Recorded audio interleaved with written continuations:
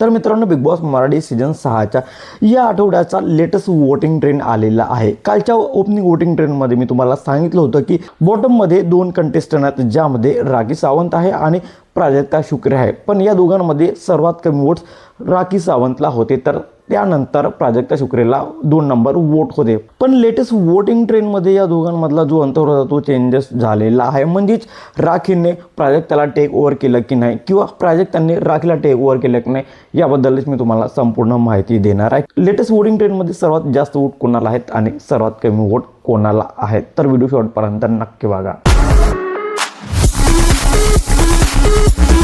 Hello, welcome back to my channel Marathi Bigg Boss update. कालच्या व्हिडिओमध्ये मी तुम्हाला सांगितलं होतं की ओपनिंग वोटिंग ट्रेंडमध्ये सर्वात कमी वोट्स राखी सावंतला होते, म्हणजे 4 नंबरवरती राखी सावंत होती। पण लेटेस्ट वोटिंग ट्रेंडमध्ये 4 नंबरवर राखी सावंत नाही तर प्राजक्ता शुक्रे आहे। हो, प्राजक्ता शुक्रे सर्वात कमी वोट्स मिळालेले आहेत आणि यामुळेच प्राजक्ता शुक्रे आहे 4 नंबरवरती आणि राखी सावंत आहे 3 नंबरवरती। राखी सावंतने प्राजक्ता शुक्रेला टेक ओव्हर केलेला आहे, म्हणजेच राखी सावंतने प्राजक्ताला मागे ठेवून ती स्वतः पुढे गेली आहे। म्हणजेच होऊ शकतं या आठवड्यामध्ये राखी सावंत सेफ असू शकते। तर अशा प्रकारे राखी सावंत आहे 3 नंबरवरती आणि 2 नंबरवरती कालच्या प्रमाणेच राकेश बापट आहे। हो, राकेश बापटने त्याची जी स्थिती आहे, त्याची जी पोझिशन आहे ती कायम ठेवलेली आहे, म्हणजे तेवढाच सपोर्ट तेवढेच वोट्स राकेश बापटला मिळत आहे आणि अशा प्रकारे राकेश बापट आहे 2 नंबरवर। तर 1 नंबरवरती कालच्या प्रमाणेच आजही रोशन भजनकर आहे। हो, रोशन भजनकर काल पण